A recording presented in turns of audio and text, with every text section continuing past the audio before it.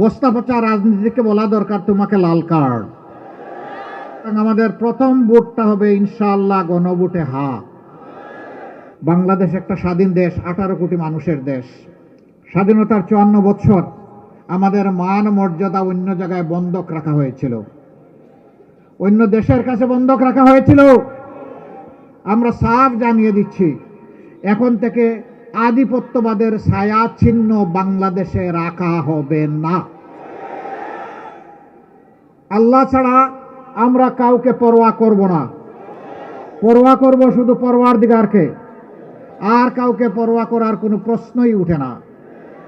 বাংলাদেশে মুক্তিকামী মানুষের উত্থান দেখে কারো কারো গাত্রদাহ শুরু হয়েছে, তারা ফুসফাস করা শুরু করেছেন। তাদেরকে পরিষ্কার করে, ভাই বন্ধু হয়ে থাকো, ভাই হয়ে থাকো, আমাদের যে প্রতিবেশী হয়ে থাকো। আমরা তোমাদের কোনো আভ্যন্তরীণ ব্যাপারে নাক গলাতে চাই না। মেহেরবানি করে আমাদেরও আভ্যন্তরীণ ব্যাপারে আপনারা নাক গলাতে আসবেন না। অনেক গলিয়েছেন, সর্দিটা এখন সামলান, এখন নাকটা একটু পরিষ্কার রাখেন। প্রিয় পাবনাবাসী, এই সব কিছুর জন্য একটা পরিবর্তন দরকার। বস্তা পচা রাজনীতিকে বলা দরকার তোমাকে লাল কার্ড।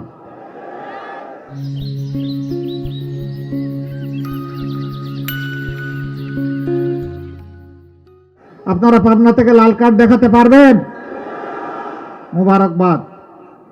এর জন্য প্রয়োজন একটা অর্থবহ সংস্কারের প্রস্তাবনা পাশ করার জন্য হবে গণভোট একই দিনে।